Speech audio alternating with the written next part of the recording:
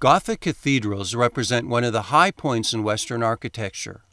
Their builders wanted to construct places of worship with upwards-looking spaces and light-filled interiors, features that spoke of the God they worshipped. To realize these grand goals, generations of builders from the 12th to 16th centuries were forced to make dramatic advances in both architecture and engineering. Their efforts gave rise to many innovations, including large buildings with complex vaulted ceilings, high stained glass windows, pointed arches that reduce lateral loading, and flying buttresses that can support tall, thin walls while letting the sun shine in. For thousands of years leading up to this time, most buildings were constructed using posts and beams. The vertical loads carried by the beams resulted in simple vertical loads in the posts or walls to which they were attached.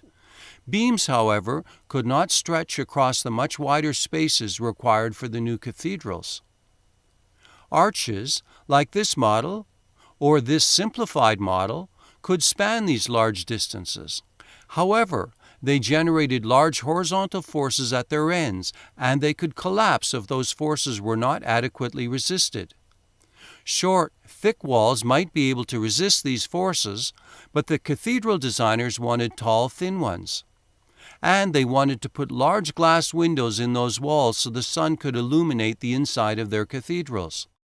The horizontal loads generated by arch ceilings would have easily pushed over the kinds of walls they wanted to build. One possible solution to this problem was to pile stone on the outside of the building so as to support the wall. Over time, the engineers developed structures called buttresses, and these elegant structures could be found in many early Gothic cathedrals. Unfortunately, they tend to block the sunlight, as this model demonstrates. In time, designers figured out how to build thin lateral supports called flying buttresses.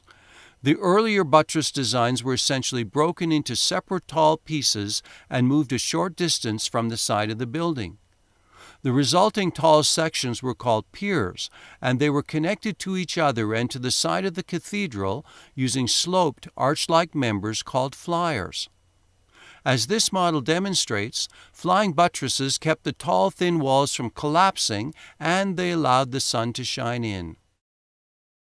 This drawing shows how the forces from the vaulted ceilings were transferred to the flyers and then down through the piers to the ground. Spires and other heavy architectural features were sometimes placed on the tops of the piers so that the lateral components of the arch forces could be more efficiently transferred to the ground. By spires, we mean the high pointed tips of the piers. As you can see, the resulting buttress systems can be quite complicated. Since the designers did not have computers to help them, they relied on scale models, the much more sophisticated ones than ours. Those models helped them to fine-tune their designs, and they showed them the right order in which to build the various parts of the cathedral so that it would remain stable during construction. In what order should the components of this cathedral be built? Let's try building the shell of the building first. Oh, that turns out to be a poor choice. It's a good thing that this is just a model. Let's try again. This time, let's work towards the center and start with the most distant flyer. Then add the inner flyer, and finally add the arch. If we take our hands away, the cathedral model stands. The model has taught us that this is a much better construction plan.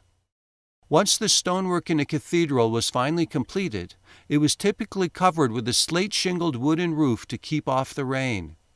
We hope this video helps you to understand why Gothic cathedrals are such a triumph of architecture and engineering. Besides their beauty, many Gothic cathedrals have remained in service for more than 700 years, and they continue to inspire those who visit them. We hope you will consider watching some of our other engineering models videos.